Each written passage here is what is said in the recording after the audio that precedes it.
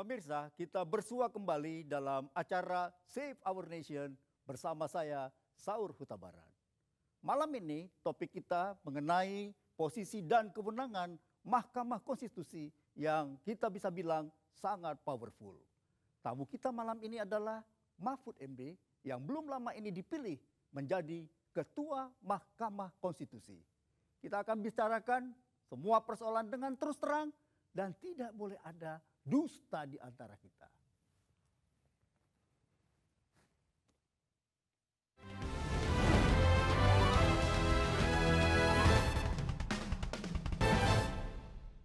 Ya. Mahfud MD adalah seorang profesor, pernah menjadi Menteri Pertahanan, pernah jadi anggota DPR. Apa yang dorong pengen mau jadi Hakim Mahkamah Konstitusi? Ya, saya masuk kembali ke habitat saya yang utama ya, di bidang penegakan hukum, terutama di bidang konstitusi, itu satu. Yang kedua, memang teman-teman yang selama ini ada di habitat saya, di kelompok pengajar hukum tata negara, itu sudah lama mendorong saya untuk masuk ke Mahkamah Konstitusi, karena mereka mengatakan Pak Mahfud itu kurang cocok berkiprah di DPR, karena di sana seringkali kiprahnya itu menjadi mubadir gitu. Bahkan termasuk Pak Jimli sendiri pada waktu itu kira-kira setahun lalu lah sebelum pemilihan gitu, dia mengajak saya agar saya memperkuat Mahkamah Konstitusi saja gitu, dan saya memang lebih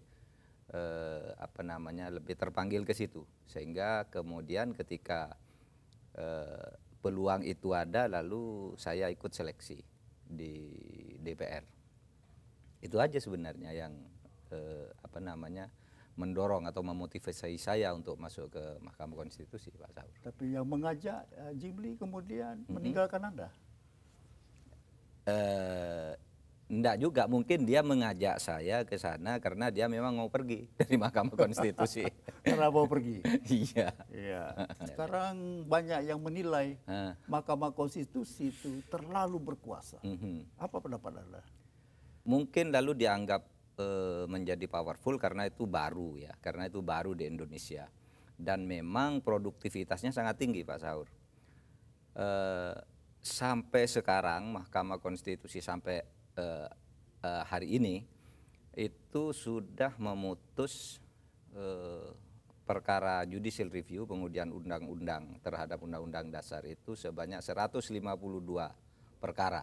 152 perkara? Iya, itu dalam 5 tahun? Dalam 5 tahun. Anda tidak bisa bayangkan dulu puluhan tahun satu pun tidak bisa. Maka mungkin ini yang kemudian menimbulkan kesan ini sangat powerful ini. Gimana sebuah undang-undang yang dibuat oleh 550 orang anggota DPR gitu ya, ditambah dengan kekuatan pemerintah dengan segala tim ahlinya, bisa dibatalkan oleh Mahkamah Konstitusi yang hakimnya hanya 9 orang gitu. Sehingga orang lalu kesannya ini powerful betul. Tetapi sebenarnya selalu saya katakan sebenarnya ya memang lembaga ini dibentuk untuk itu. Karena ketika kita membatalkan isi undang-undang yang dibuat oleh DPR dan pemerintah itu, kita menyadari betul bahwa sebenarnya DPR maupun pemerintah itu tidak bodoh gitu ya. Bukan tidak tahu caranya membuat undang-undang yang benar gitu. Bukan tidak tahu, mereka tahu. Cuma karena proses politik yang ada di dalamnya kemudian seringkali timbul semacam perselingkuhan politik. Sehingga hal-hal yang memang tidak benar itu tetap dipaksakan masuk. Bukan karena tidak tahu, saya bilang begitu kepada Ketua DPR, kepada Presiden. Oleh sebab itu, disinilah fungsi Mahkamah Konstitusi.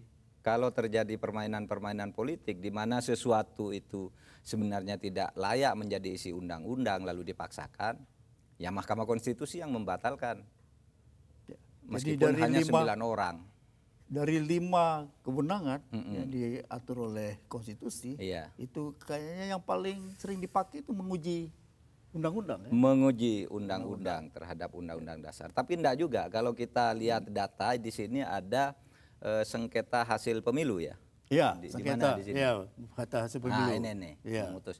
Itu pada pemilu tahun 2004 saja, itu kita memutus sebanyak 774 kasus perkara sengketa pemilu. Dari 470 yang masuk, kemudian sesudah diseleksi memenuhi syarat untuk diperiksa dan diadili itu 274. Dan itu putusannya langsung final dan mengikat. Mengikat. Ya. Ya. Tapi kalau sengketa lembaga, pernah juga ada satu BPK ya? Iya, ada Sengketa 10, lembaga. ada 10. Ada 10. Ada 10 sengketa lembaga, tapi kemudian yang sangat terkenal itu kan yang BPK dulu. Pengangkatan anggota DPA yang tidak BPK yang digugat oleh DPD. Menganggap bahwa DPR itu tidak berwenang karena menurut Undang-Undang Dasar kan anggota BPK ini dipilih oleh DPR atas usul DPD. Nah, waktu itu DPD tidak mengusulkan, DPR sudah mengangkat. Nah, lalu jadi sengketa. Mahkamah memutuskan DPR sah mengangkat karena ketika terjadi pemilihan itu DPD belum terbentuk kan, gitu aja masalahnya waktu itu. Ya, yang belum ini memutus pembubaran partai politik ya? Iya, belum ya. Dan juga pemakzulan presiden. Ya? Belum ya. Belum. Ya. Tapi dengan ratusan tadi perkara, dengan 9 orang, apa dijamin mutunya ya? Kualitas keputusan. Nyatanya sampai sekarang kalau Pak Saur lihat ya, taruhlah perkara judicial review itu. Dari 152 vonis itu, yang mungkin menjadi kontroversial, bukan tidak mutu, tapi menjadi kontroversial kan hanya ada beberapa, tidak sampai 5 saya kira. Semuanya diterima sebagai putusan yang mengikat. Itu satu. Kemudian dari kasus sengketa hasil pemilu misalnya, semuanya langsung implementatif, tidak ada masalah, langsung diterima sebagai keputusan. Tidak ada yang mempersoalkan mutunya. Karena saya kira yang menarik dari Mahkamah Konstitusi itu argumen-argumennya itu sangat jelas ketika menyusun dan itu terbuka. Ya, dibaca di depan sidang terbuka, disiarkan secara langsung, lalu hari itu juga dicetak. Sehingga masyarakat langsung bisa membaca dan tidak bisa lagi dipermainkan oleh hakim atau oleh pegawai di mahkamah karena ini sudah dibaca dan langsung dibagi. Tapi siapa yang mengawasi Mahkamah Konstitusi? Yang mengawasi Mahkamah Konstitusi sekarang kalau dalam arti institusi lain, ya itu yang tidak ada yang ngawasin. Sekarang tidak ada karena Mahkamah Konstitusi sendiri pada waktu itu ya menggunting kewenangan Komisi Yudisial. Menurut Anda, sekarang sebagai seorang ketua MK, benar nggak itu keputusan? Wah, waktu itu saya termasuk yang protes paling keras itu atas putusan Mahkamah Konstitusi yang seperti itu. Saya bilang tidak mungkin hakim itu tidak bisa diawasi. Hanya karena misalnya waktu itu kan alasannya salah satunya itu Komisi Yudisial itu diatur di dalam pasal 24B. Urutannya? Iya, Mahkamah Konstitusi di dalam 24C. Sehingga Komisi Yudisial ini dibentuk lebih dulu. Kata Mahkamah ketika itu tidak mungkin lembaga yang dibentuk lebih dulu mengawasi lembaga yang ketika dibentuk itu belum ada. Nah, saya berpendapat lain ketika itu. Tetapi oke lah sekarang faktanya seperti itu. Dan kita sekarang, saya juga termasuk mendorong agar dibentuk saja pengawasan yang bukan Komisi Yudisial. Nah, di dalam rancangan undang-undang yang baru yang mungkin hari-hari ini, mungkin sampai awal tahun 2009 dibahas, itu kita mengusulkan agar ada majelis kehormatan Mahkamah Konstitusi yang itu dipilih oleh MK sendiri. Enggak, jadi nanti DPR. Jadi mahkamah ini majelis ini akan terdiri dari 5 orang, 2 orang hakim konstitusi yang aktif, 1 orang mantan hakim, 1 orang tokoh perguruan tinggi, 1 orang lagi dari masyarakat. Nanti DPR ya. Oke, nanti kita lanjutkan. Oke. Pemirsa, kita akan lanjutkan setelah tayangan berikut ini.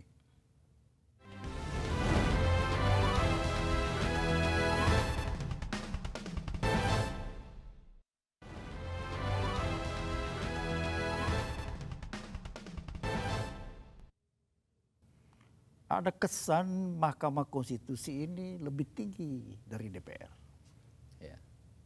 Karena dia bukan saja mereview undang-undang yang dibikin DPR, Ya. tapi memerintahkan DPR. Misalnya menyangkut tipikor, kasih waktu 3 tahun. Ya. Kalau undang-undangnya tidak bikin, bisa terjadi itu kevakuman. Iya. Iya. Itu salah satu saja memang yang kemudian menimbulkan kontroversi di tengah-tengah masyarakat ya.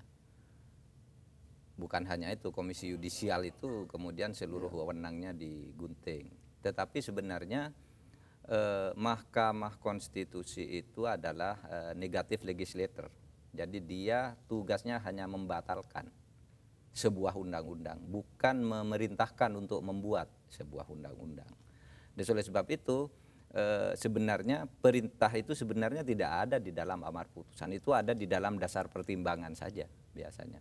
Nah kemudian seperti tipikor itu kan memang dasar hukum pembuatannya salah gitu. Sebuah peradilan hanya dibentuk atas perintah satu pasal dari undang-undang. Hanya itu yang disalahkan. Pengadilan tipikornya itu sendiri dianggap benar oleh mahkamah dan mahkamah memerintahkan agar itu sebenarnya simple itu.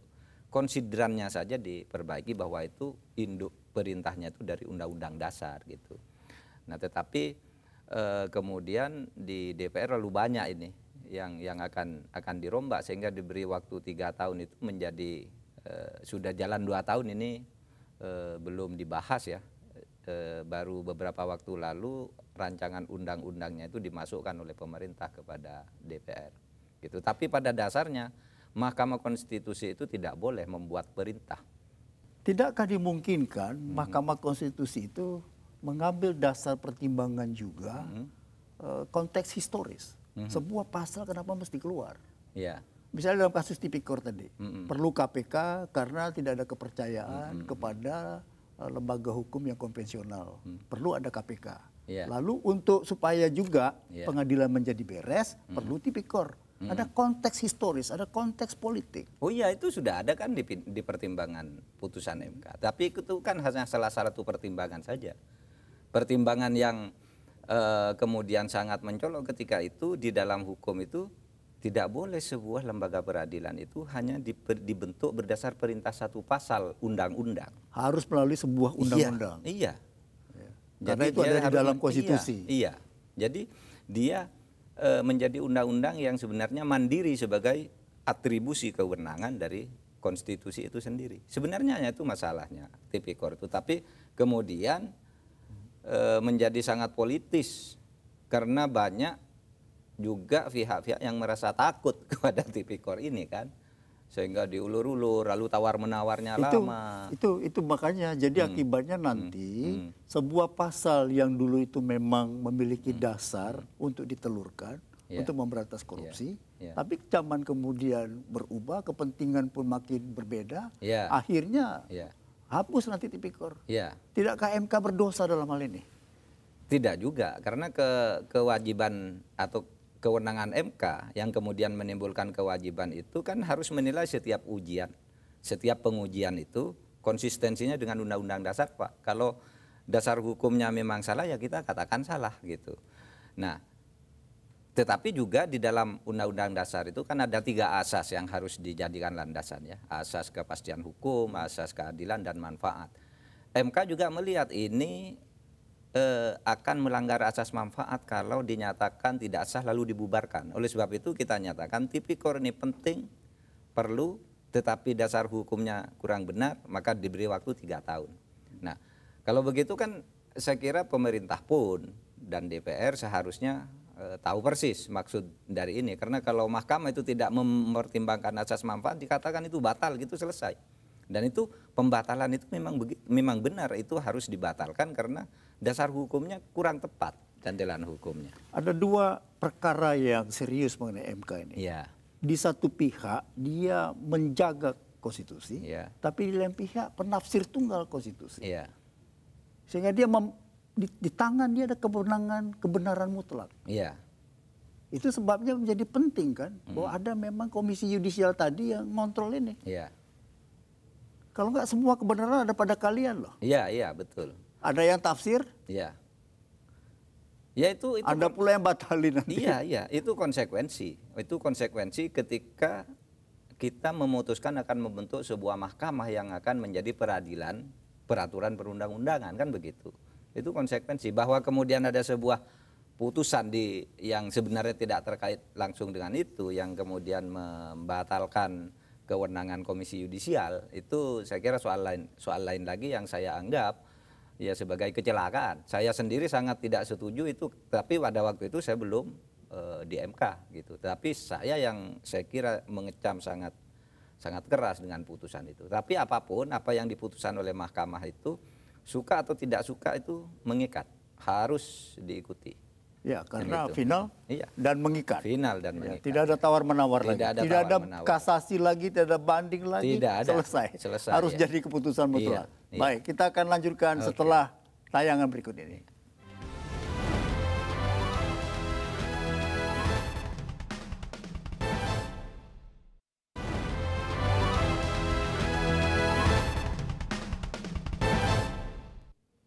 Ya, 9 hakim konstitusi ini 3 berasal dari DPR, Ya.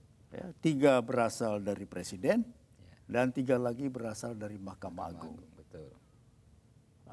Bagaimana kita bisa menjamin bahwa Mahkamah Konstitusi itu bisa nanti menghasilkan keputusan yang independen netral? Kalau sudah menyangkut satu dari antara mereka. Ya, pada dasarnya kalau jaminan hukum itu agak susah, tetapi itu jaminan pada integritas masing-masing hakim. Nah, di dalam faktanya saya melihat sebenarnya ini tidak bermasalah. Sebab kalau misalnya Pak Saur melihat putusan mahkamah yang ada dissenting opinionnya itu kadangkala di antara orang pemerintah sendiri itu beda, di antara orang yang dari DPR sendiri beda. Sehingga di situ terlihat bahwa setiap hakim ini punya independensi yang terjamin. Misalnya saya sebagai hakim konstitusi bisa dissenting opinion, bisa berbeda pendapat dengan Pak Jimli yang sama-sama dari DPR. Karena dia bebas, saya pun bebas. Dan itu selalu terjadi.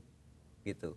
Nah, itulah sebabnya lalu syarat menjadi hakim konstitusi itu, meskipun mungkin terlalu mewah gitu, hakim konstitusi itu harus menjadi seorang negarawan, bukan politikus. Begitu dia masuk menjadi hakim konstitusi, maka dia harus lepas bajunya sebagai politisi gitu.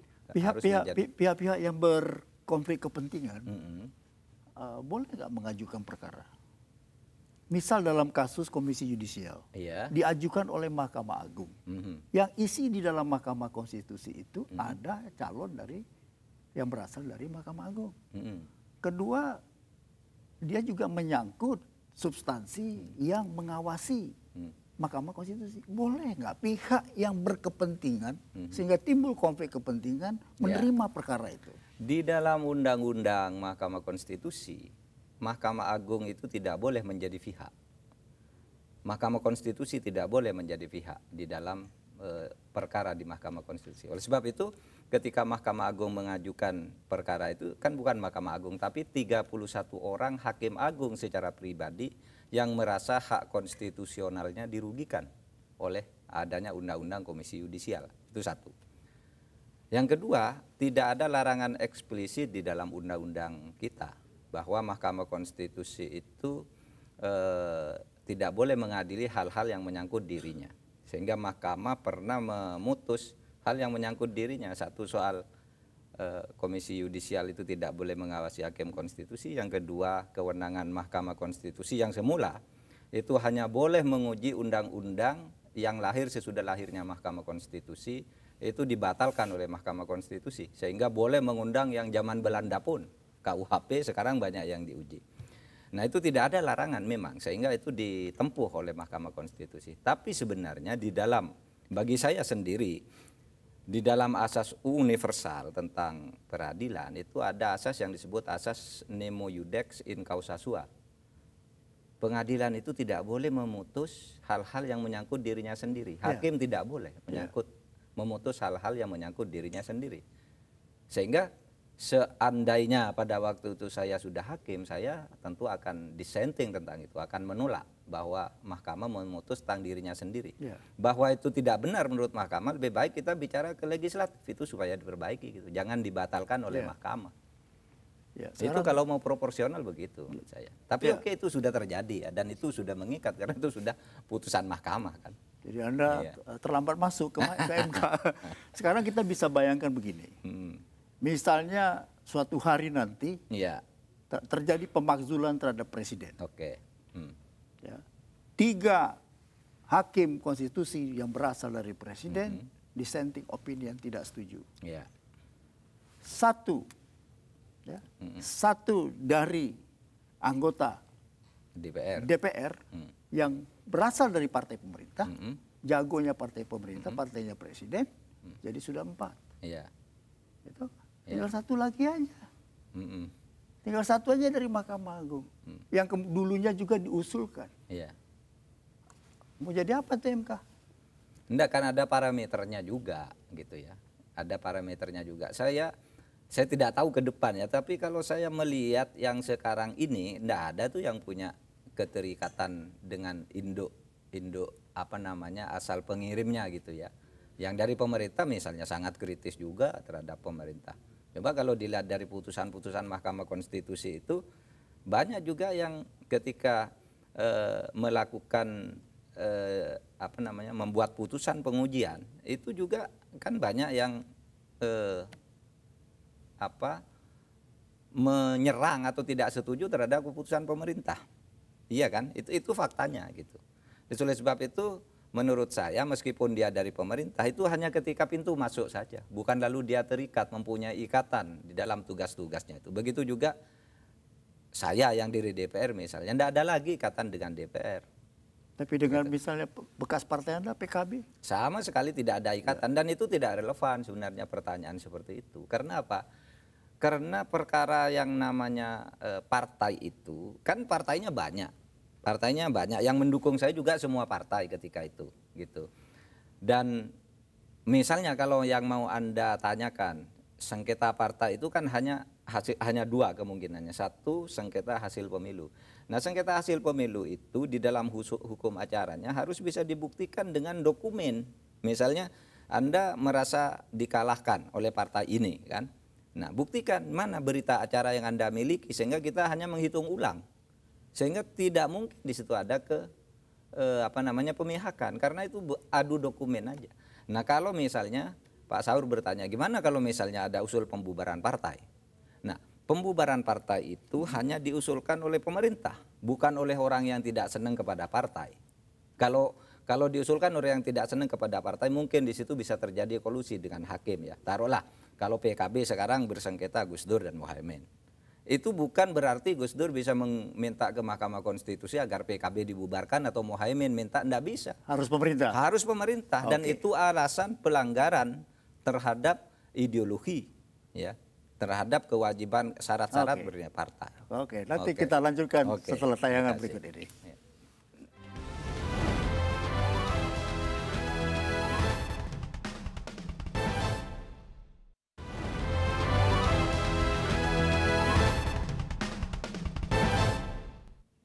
Ada satu perkara yang sangat ditunggu-tunggu keputusan MK, yaitu menyangkut calon presiden independen.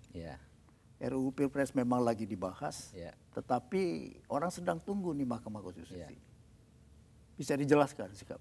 Ya, kita sekarang sedang memeriksa kasus itu, ya, dan ini sudah masuk di dalam sidang pleno pertama di mana pemohon Fajrul Rahman itu sudah mengajukan 6 ahli. Nah, sebenarnya sih kalau mahkamah itu kan dengan persidangan itu sebenarnya kan sudah bisa segera bersidang, bermusyawarah gitu untuk ngambil putusan, tapi ada ketentuan bahwa pihak yang lain pun harus diberi kesempatan untuk mengajukan ahli. Nah, pemerintah sekarang mengajukan ahli 4 gitu ya. Nah, kita tunggu sidang. Nah, dari situ nanti kita akan tentukan bagaimana pandangan kita tentang itu yang kemudian akan dituangkan di dalam putusan mahkamah. Jadi sekarang kasus itu sedang berjalan.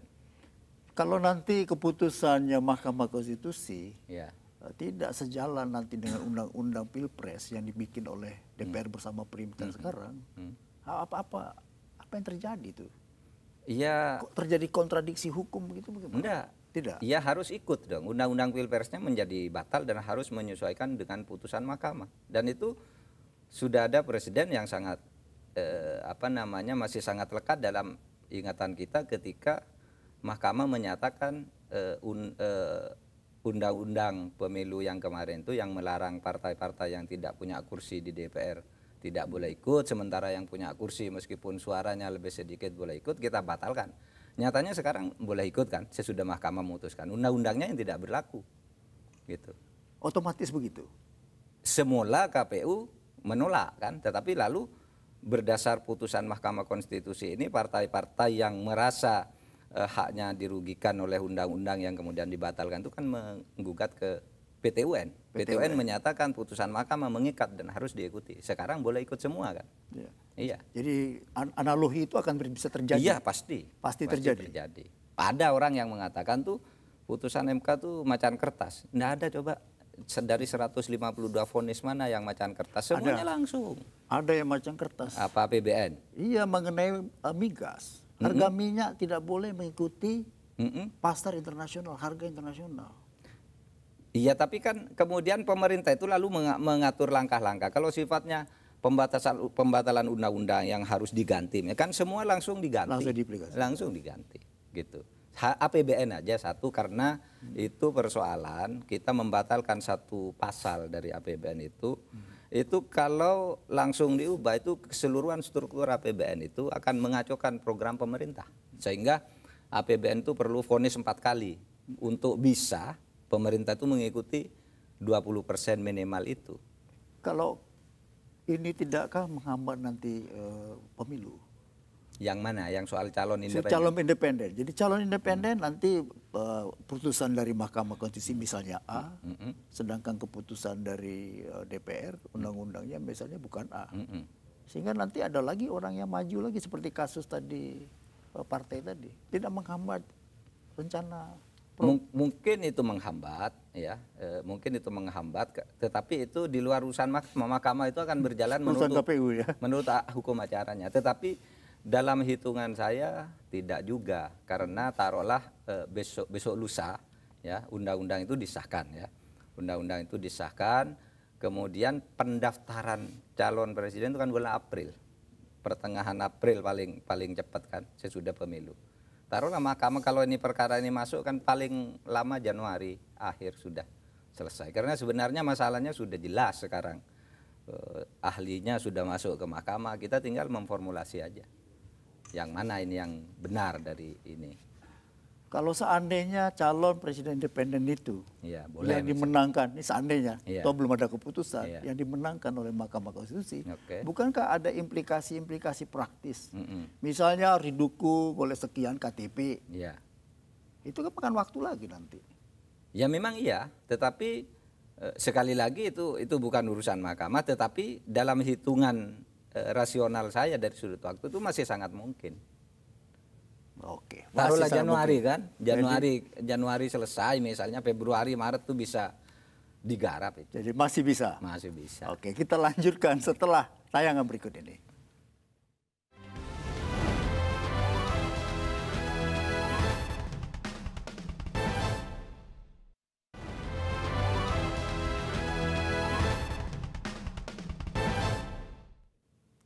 Pilkada menjadi rezim pemilu. Ya. Sengketa pilkada tidak lagi nanti di Mahkamah Agung, tetapi ditangani oleh Mahkamah Konstitusi. Iya, betul.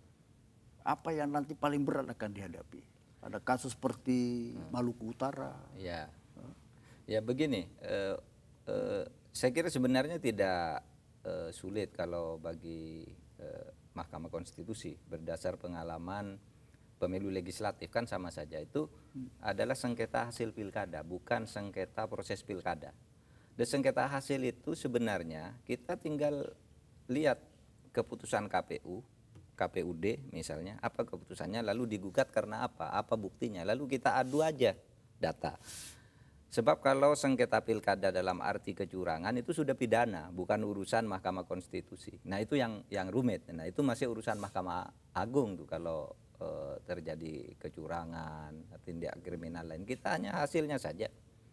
Lalu Bukan ada prosesnya data, ya? Iya, tidak pada prosesnya itu. Kalau kasus Depok?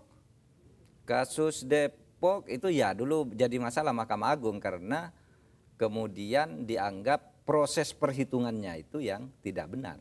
Sebenarnya itu kan soal hitungan juga, tetapi proses perhitungannya dianggap tidak fair ketika itu sehingga Nur Mahmudi PK gitu. Kalau kita di Mahkamah Konstitusi nanti kan tidak ada PK, sudah final dan mengikat. Ya kan? Dalam kasus itu Mahkamah Konstitusi justru memberi rekomendasi ya, restu agar supaya dilakukan PK ya. Yang mana kasus Depok? Depok ya. Saya tidak tahu, mestinya tidak ada kaitannya dengan Mahkamah Konstitusi. Mestinya ya, tapi saya lupa apakah waktu itu Mahkamah Konstitusi karena saya belum di situ pernah berbicara tentang itu. Mestinya tidak boleh bicara tentang itu karena itu bukan karena begini, karena di dalam undang-undangnya kan bahwa keputusannya kan bersifat sebenarnya final, ya. Tetapi di tingkat pengadilan tinggi. Ya. Nah kalau menurut kekuasaan kehakiman kan yang diatur oleh Undang-Undang 32 itu mesti bisa naik ke kasasi, makanya ada pintu PK. Enggak, sebenarnya enggak bisa naik karena sebenarnya menurut undang-undang itu untuk mengadili sengketa pilkada itu kan sebenarnya kalau gubernur itu di Mahkamah Agung, kalau bupati wali kota di pengadilan tinggi kan, dan itu final gitu.